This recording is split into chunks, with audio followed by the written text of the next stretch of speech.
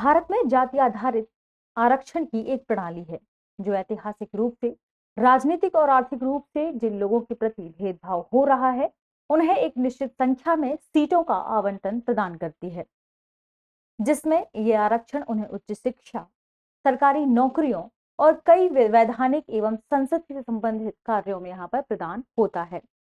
दृष्टि आईएएस के index programme में एक बार फिर से आपका स्वागत है। मैं हूं गीतांजलि शुक्ला और आज हम चर्चा करने वाले हैं डॉक्टर भीमराव अंबेडकर की जयंती के उपलक्ष्य में उन्होंने कौन से या किस प्रकार के पृथक निर्वाचन मंडल की बात कही थी और जाति को लेकर उनकी धारणा क्या थी। महात्मा गांधी और अंबेडकर के बीच जो पूना पैक्ट हुआ था उसका मुख्य विषय क्या था, इसके बारे में आज हम जानेंगे।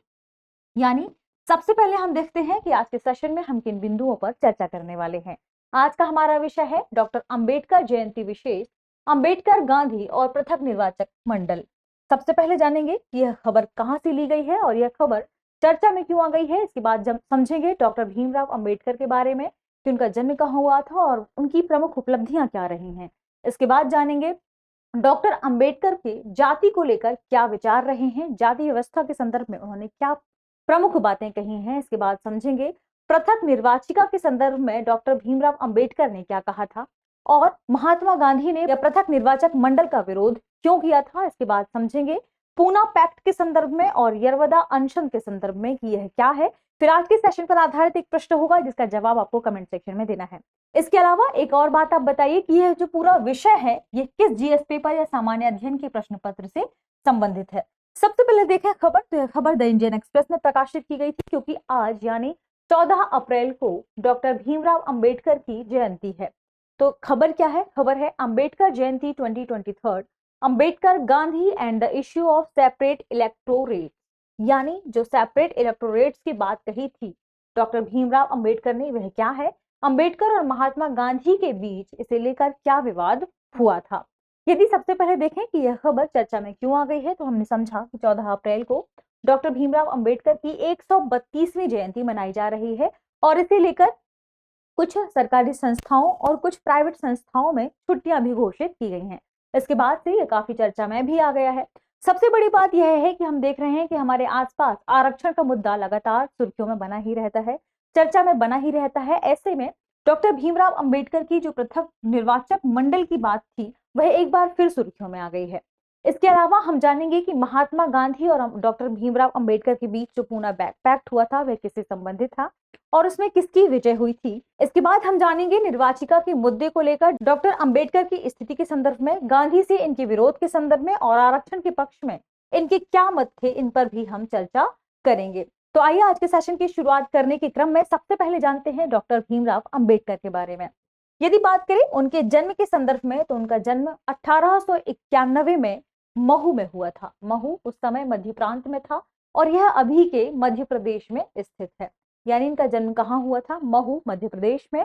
वर्ष याद रखिएगा, 1891 में इनका जन्म हुआ था। ये बहुत ही प्रमुख समाज सुधारक के रूप में जाने जाते हैं, न्यायविद के रूप में जाने जाते हैं, क्योंकि उन्होंने कानून की पढ़ाई की थी। उस समय जाति व्यवस्था बहुत ही बुरी तरीके से मौजूद थे, यानी समाज में जो निचली जातियां थी उनके प्रति बहुत अधिक भेदभाव मौजूद था। ऐसे में वे बाहर निकल कर जाकर कानून की पढ़ाई करके आते हैं। ये उनके समाज के लिए उस समय बहुत बड़ी उपलब्धि थी। यानी वे एक समाज सुधारक, न्यायविद, अर्थशास्त्री, लेखक, बहुभाषाविद, जिन्होंने बहुत अधिक या बहुत सारी भाषाओं का अध्ययन किया था और इनसे बहुत सारी भाषाएं आती भी थी। यानी वे बहुभाषाविद थे, विद्वान थे और विभिन्न धर्मों के विचारक भी माने जाते थे। यदि हम उनसे ही संबंधित अन्य तथ्यों के बारे में बात करें तो वे भारतीय संविधान के जनक के रूप में जाने जाते हैं। भारतीय संविधान के जनक यानी फादर ऑफ इंडियन कॉन्स्टिट्यूशन। इसके साथ ही वे भारत के पहले कानून मंत्री भी बने थे, जिनका निमंत्रण उन्हें भेजा था किसने?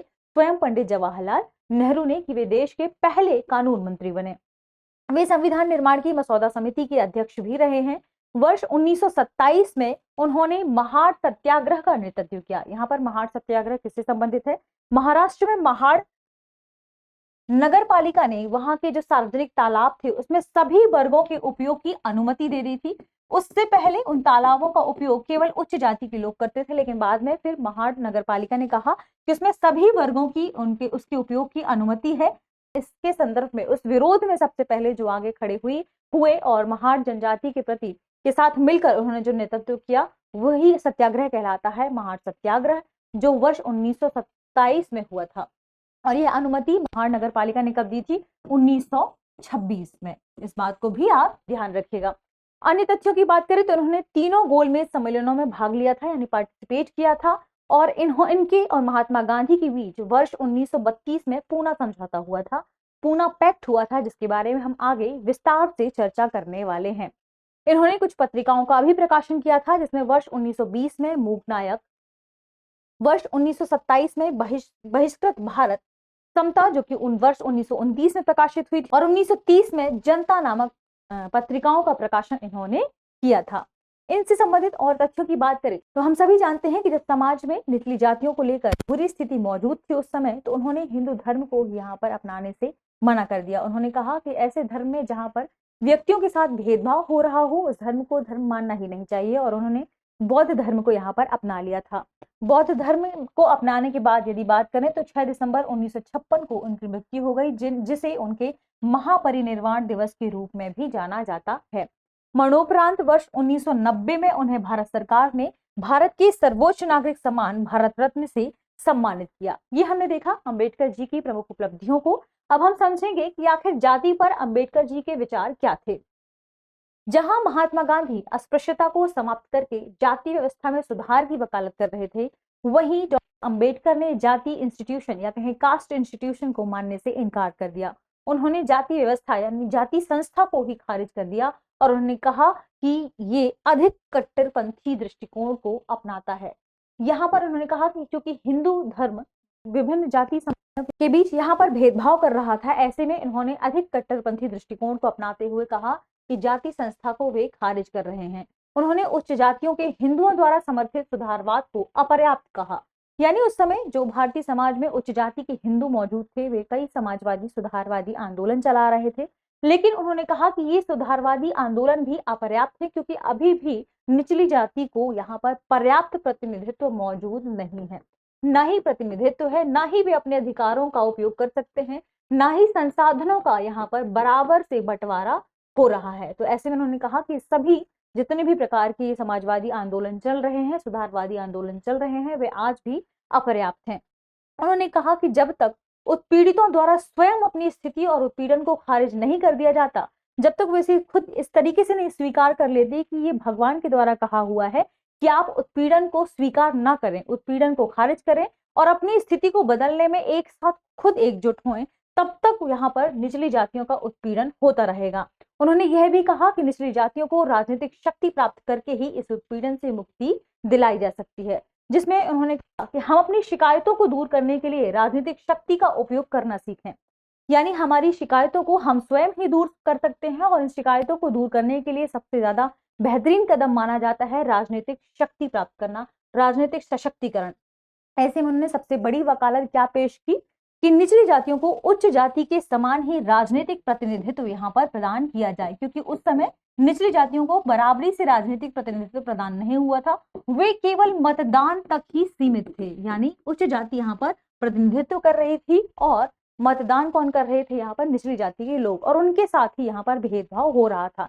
ऐसे में उन्होंने राजनीतिक सशक्तिकरण की मांग की थी। उन्होंने निचली जातियों को सशक्त बनाने के लिए सकारात्मक कार्यवाही के रूप में अलग निर्वाचक मंडल का सुझाव दिया था। इसे ही कहा जाता है पृथक निर्वाचक मंडल, जिसके बारे में हम आगे जानेंगे भी। ये तो हमने देखा जाति को लेकर अंबेडकर जी के विचार के संदर्भ में। अब देखते हैं कि आखिर पृथक निर्वाचक मंडल या पृथक निर्वाचिका क्या है और अंबेडकर जी ने इसका सुझाव क्यों दिया था। यदि बात करें पृथक निर्वाचन मंडल के संदर्भ में, तो उन्होंने कहा कि दबे हुए वर्ग अलग हैं, हालांकि वे हिंदुओं में शामिल हैं, पर किसी भी तरह से उस समुदाय का अभिन्न अंग नहीं है, क्योंकि उस समय समाज में अभी भी उच्च जातियों और निचली जातियों को लेकर भेदभाव बहुत चरम पर मौजूद था। यानी मृत्यु तक कर दी जाती थी, मार तक दिया जाता था, ऐसी स्थिति समाज में मौजूद थी। तो ऐसे में उन्होंने कहा कि ये दबे हुए लोग मानते हैं कि हिंदुओं में है शामिल हैं, लेकिन उन्हें अपने सभी अधिकार अभी प्राप्त नहीं हुए हैं, वे अभी भी इनका अभिन्न अंग नहीं है, वे अभी भी प्रताड़ना के शिकार हैं। इसलिए उन्होंने कहा कि जब तक राजनीतिक मशीनरी नहीं हमें मिल जाती, तब तक वे बराबरी के हिस्सेदार नहीं बन पाएंगे। किस राजनीतिक मशीनरी की बात कही उन्होंने यहाँ पर? उन्होंने कहा पृथक निर्वाचक मंडल के बारे में। पृथक निर्वाचन मंडल ही वह राजनीतिक मशीनरी है जो अनुसूचित जाति के लिए एक अनुसूचित जाति के उम्मीदवार के लिए मतदान करने की बात करता है। यानी यहाँ पर एक अनुसूचित जाति का व्यक्ति खड़ा हो और उनके लिए वोटिंग जो करें लोग वे सभी अनुसूचित जाति के ही लोग हों। ऐसे में उनका प्रतिनिधित्व बढ़ेगा और इनका अपने कार्यों को लेकर यहाँ पर एक अलग दृष्टिकोण बनेगा और ये अपने अधिकारों के प्रति जागरूक हो पाएंगे। ऐसा इन्होंने कहा था किसके संदर्भ में? पृथक निर्वाचक मंडल के संदर्भ में। जबकि उन्होंने इससे पहले सांप्रदायिक निर्वाचक मंडल को खारिज किया था। उन्होंने यह कह के सांप्रदायिक निर्वाचक मंडल को खारिज कर दिया था कि ऐसे में हिंदू और मुस्लिम के बीच में भेदभाव बढ़ जाएगा और खाई और भी गहरी हो जाएगी। तो इस तरीके से उन्होंने जो सांप्रदायिक निर्वाचक मंडल था, क्योंकि इसके अंतर्गत हिंदू और मुस्लिमों की अलग वोटिंग की मांग चल रही थी, इसे उन्होंने खारिज कर दिया था। और फिर बाद में ये इसी मत को वापस से ऐसी स्थिति पैदा हो गई कि इन्होंने खुद ही फिर एक पृथक निर्वाचक मंडल की मांग की। किसके लिए? वापस से अनुसूचित जाति के लिए। तो आप समझ सकते हैं, जिन्होंने एक बार इस चीज को खुद ही खारिज किया, वापस से इस चीज की डिमांड कर रहे हैं, तो कितनी बुरी स्थिति उनके सामने यहाँ पर पैदा हो गई रही होगी।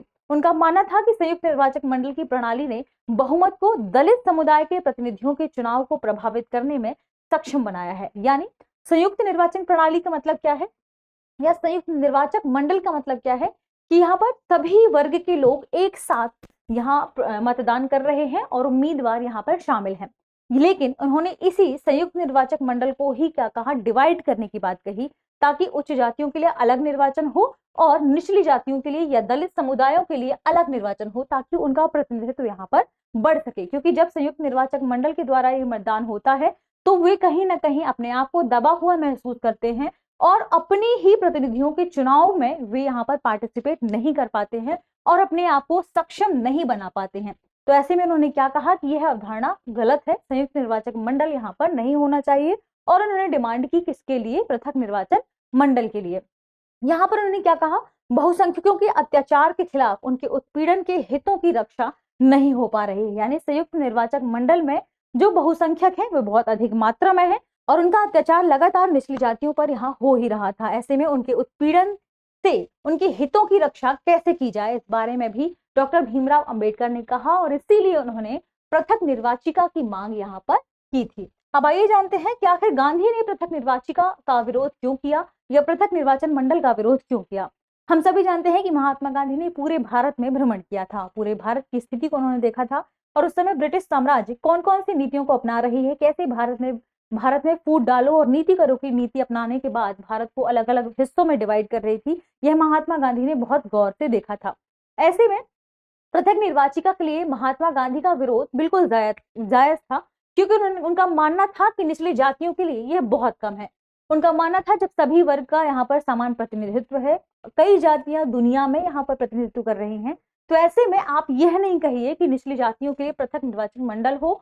उनके लिए सीटों के इस मामूली हिस्से तक ही सीमित नहीं रहने की बजाय उन्होंने दुनिया पर शासन करने की आकांक्षा रखने की बात कही, ताकि सभी जातियों का प्रतिनिधित्व बढ़े, उनमें आत्मनिर्भरता आए और वे दुनिया में भी अपना परचम लहरा पाए, इसकी बात कही थी महात्मा गांधी जी ने। इसलिए उन्होंने यहाँ पर पृथक निर्वाचन मंडल की बात यहाँ पर अस्वीकार कर दी थी। अलग निर्वाचिका समुदाय के लिए भीतर फूट पैदा कर देगी। उन्होंने क्या कहा? यदि हम पृथक निर्वाचक मंडल को स्वीकार कर लेते हैं तो ये भारत में जो समुदाय मौजूद है, हिंदू समुदाय मौजूद है, उसमें यहाँ पर फूट डल जाएगी और फूट पैदा करने के बाद ये समुदाय अलग अलग हिस्सों में विभाजित हो जाएगा।